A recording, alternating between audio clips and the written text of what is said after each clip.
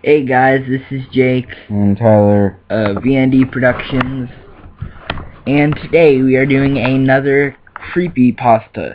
This one's called Smile Dog. Smile Dog. Seems pretty popular, so that's why we did it. And we're going to be switching off paragraphs like usual, so I will start. I first met in person with Mary E. in the summer of 2007. I had arranged with her husband of 15 years, Terrence, to see her for an interview. Mary had initially agreed, since I was not a newsman but rather an amateur writer gathering information for a few early college assignments, and if all went according to plan, some pieces of fiction. We scheduled the interview for a particular weekend when I was in Chicago on unrelated business, but at the last moment Mary changed her mind and locked herself in the couple's bedroom, refusing to meet with me. For half an hour I sat with Terrence as we camped outside the bedroom door, listening and taking notes while he attempted to fruitlessly calm his wife. The things Mary said made little sense, but fit with the pattern I was expecting. Though I could not see her, I could tell from her voice that she was crying. More often than not, her objections to speaking with me centered around my sister's being stupid, around an incoherent diatribe on her dreams, her nightmares. Terrence apologized profusely when we ceased the exercise, and I did my best to take it in stride. Recall that I wasn't a reporter in search of a story, but merely a curious young man in search of information. Besides, I thought at the time I could perhaps find another similar case if I put my mind and resources to it. Mary E. was the CISA for a small Chicago-based bulletin board system in 1992 when she first encountered Smile.jpg, and her life changed forever. She and Terrence had been married for only 5 months. Mary was one of the estimated 400 people who saw the image when it was posted as a hyperlink on the BBS. Though she is the only one who has spoken openly about the experience, the rest have remained anonymous, or perhaps dead. In 2005, when I was only in 10th grade, Smile.jpg was first brought to my attention by my burgeoning interest in web-based phenomena. Mary was often cited victim of what is sometimes referred to as Smile.dog. The being Smile.jpg is repeated to display. Whatever. What caught my interest, other than the obvious macabre elements of the cyber legend and my proclivity towards such things, was a sheer lack of information, usually to the point that people don't believe it even exists other than as a rumor or hoax. It is unique because, though the entire phenomenon centers on a picture file, that file is nowhere to be found on the internet. Certainly many photo-manipulated simulars litter the web, showing up the most frequently on sites such as Imageboard 4chan. I think you mean simulacra or something? Yeah, everything starts on 4chan. Particularly the /x/ focused paranormal subboard. It is suspected these are fakes because they do not have the effect the true Smile.jpg is believed to have, namely sudden onset temporal lobe epilepsy and acute anxiety. So, what else would it be?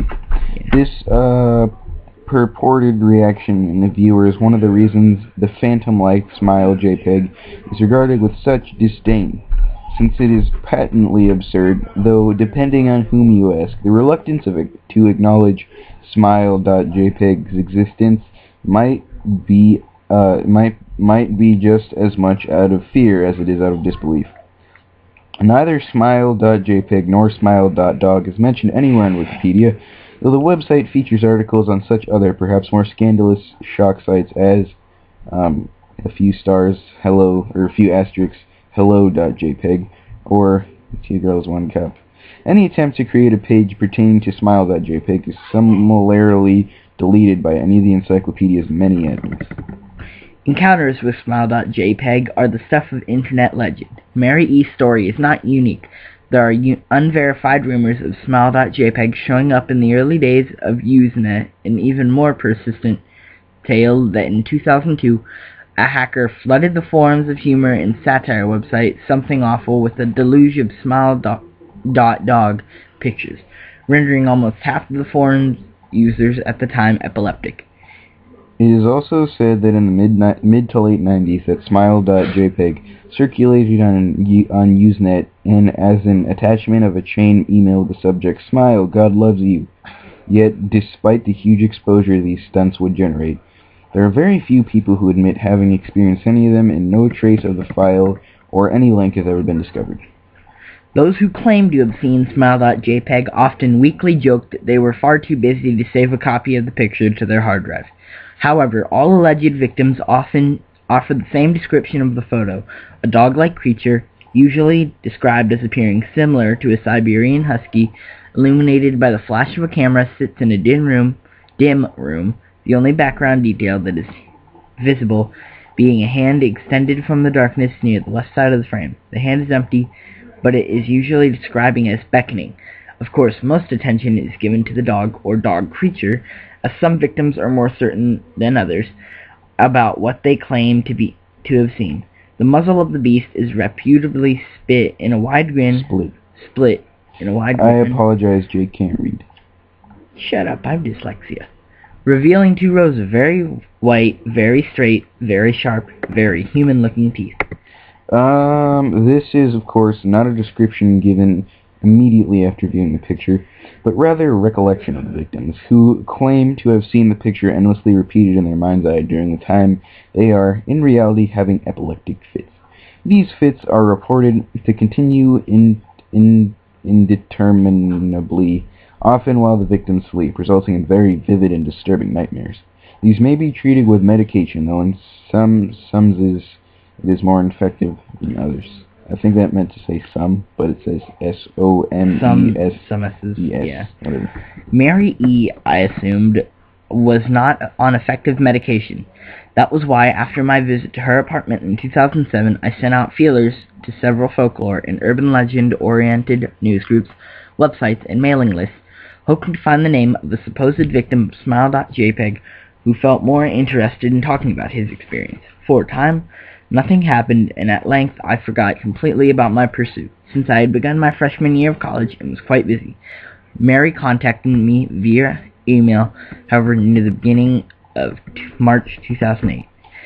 Okay, and then there's a bunch of stuff for the email address and who it's from and the subject. I'm not going to say, "Dear Mr. L, I am incredibly sorry about my behavior last summer when you came to interview me.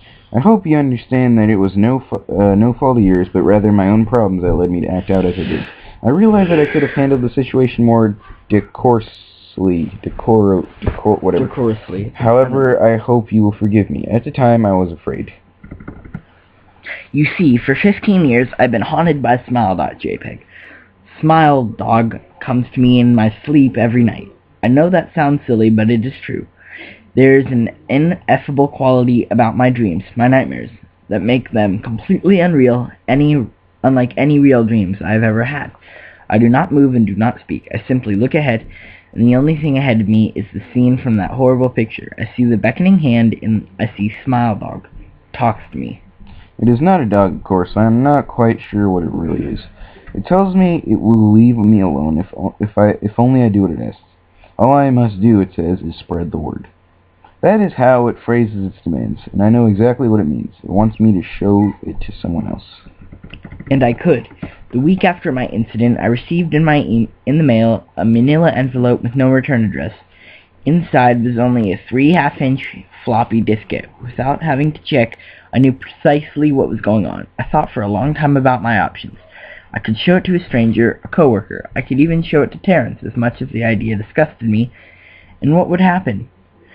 Well, if Smile Dog kept its word, I could sleep. Yet, if I lied, what could I do? And who is to say?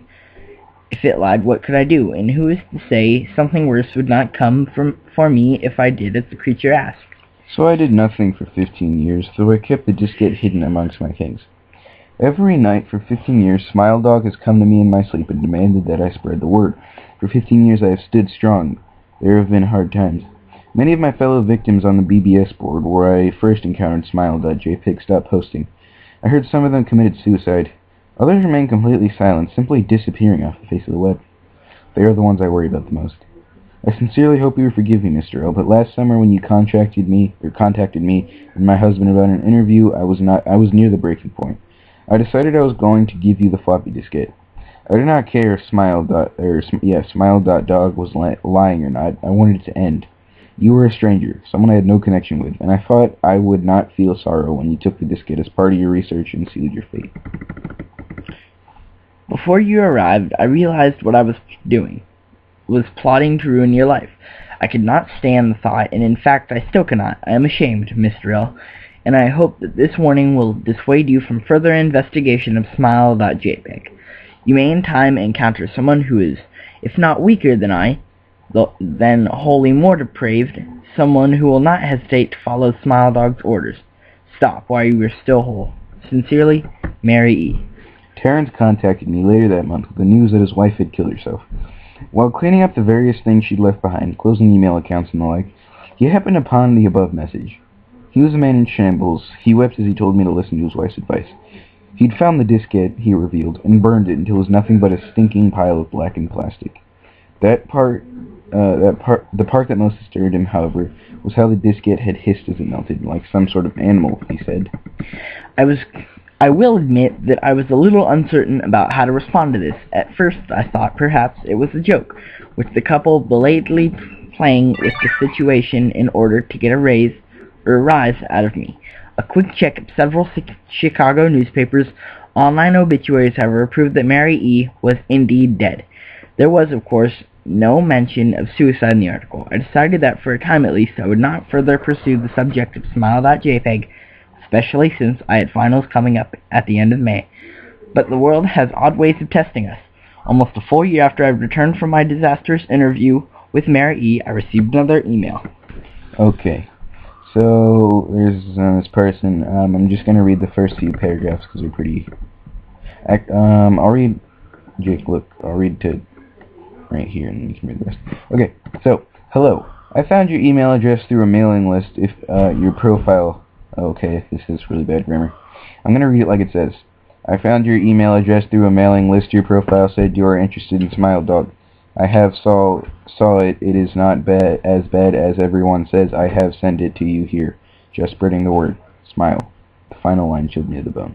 According to my email client, there was one file attachment called, naturally, Smile.jpg. I considered downloading it for some time. It was mostly likely a fake, I imagined, and even if it weren't, okay, some bad grammar, it says, and even if it weren't, I was never wholly convinced of Smile.jpg's peculiar powers. Mary E.'s account had shaken me, and yes, she was probably mentally unbalanced anyway. After all, how could a simple image do what Smile.jpg was said to accomplish? What sort of creature was it that could break one's mind with only the power of the eye? And if such things were patently absurd, then why did the legend exist at all?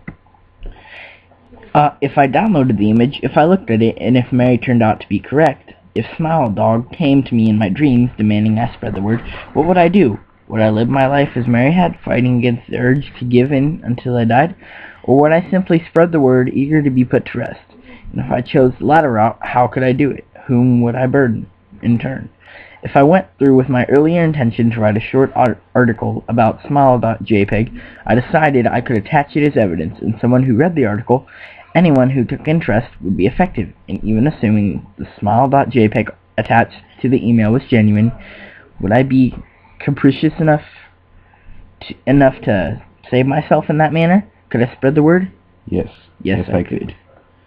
Okay, so the picture's been up the whole time, but Jake and I are looking at it for the first time. What do you think? I don't know, it's not really that scary to me. The hand doesn't really look like it's beckoning, if you can see it. It doesn't look beckoning, it more looks like there's a guy laying on the floor and he's like, "Dear God, help me." The more I look at it, it's kind of creepy, but I don't think it'll come to me in my dreams. Yeah, I'm not getting any seizures. Oh, so I don't know. The background looks kind of like a dresser or something. So yeah, and there's 2 blood spots on it. Maybe that's just this picture, but okay, this pasta is rated 9.0 out of 10. Pretty good. If I had to rate it, I'd probably rate it lower because I mean it's pretty scary and all, but I'm not getting any seizures. Yeah. Oh, and if you're wondering if the pasta is true, we're gonna put the picture up anyway, so you can see for yourself. Yes, so, you can. Who knows? Maybe we did get seizures from looking at it. Maybe right after we stop it, we're gonna get seizures. Yeah, maybe we're just gonna put it up. That way we can end the sorrow for ourselves. We'll see. Alright. Okay, well, hope you liked the video. Peace. Deuces.